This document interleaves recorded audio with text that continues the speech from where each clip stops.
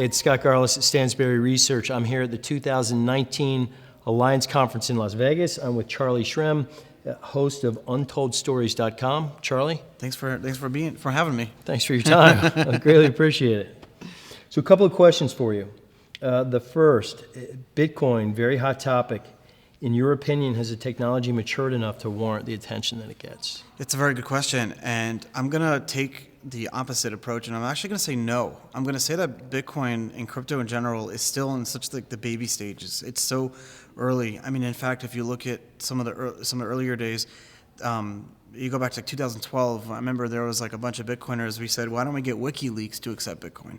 And Satoshi himself said, no, we're not ready for that. Don't kick the hornet's nest.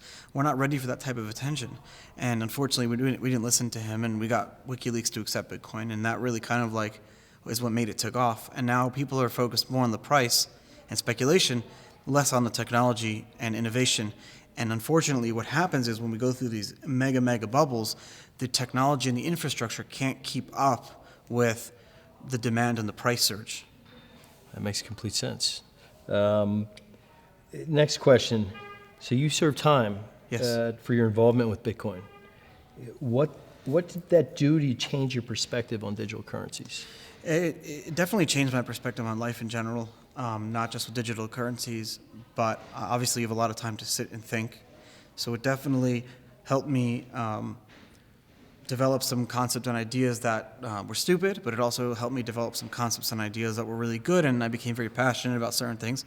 But I think more importantly, being in prison where your dignity is like stripped away from you, it's a kind of, we joke, it's humility training. So you're on the bottom. You're nothing. You're a number.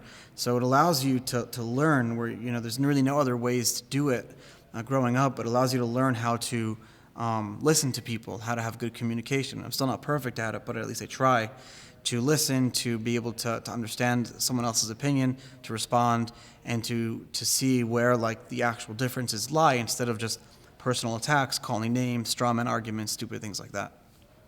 Wow, it's powerful.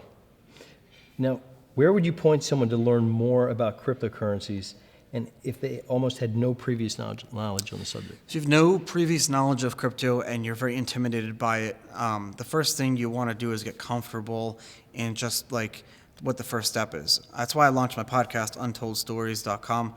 All it is me teaching people about crypto through my stories, through my guest stories, and it's fun. That's what I always tell people is a great place to start. There are also a lot of different places that you can go to and read news articles like The Block, CoinDesk, places like that. But it depends what medium you're used to. Some people like reading newspapers. There are physical Bitcoin magazines or crypto magazines you can buy and sit and read. Some people like video. There are great videos on YouTube and things like that. Some people like audio, listen to my podcast. It depends how information is processed for you the best way. Fair. And then lastly, somebody gets comfortable with Bitcoin, they want to make an investment. In terms of like a portfolio investment, is there a percentage you'd recommend? I always tell people to try to have a basket of the ones that have been around the longest. It's not the ones that have performed the best. It's not the ones that have performed the worst. It's not, you look at charts or whatever. Look at which cryptos have been around the longest. You have Bitcoin, you have Ethereum, you have a few other ones. Obviously, the time factor with crypto is a huge thing because these things go through these mega bull markets, bust, and everything like that. But then you have this like investor loyalty factor. All these investors that own these crypto, how long are they around for, and what's the loyalty? And so you look at some of these cryptos that have been around a really, really long time. They have like very diehard loyal investors, and you'll see over time these are the best performing ones. These are the ones that you want to have. You don't want to have ones that are like scams that have been created in the past 3 months that are raising a ton of money for these ICOs. You want to avoid that at all costs. You want to be involved in ones that have been around for at least 5 or 6 years. Great advice. Thanks for having me. Appreciate it. Thanks for your time, certainly.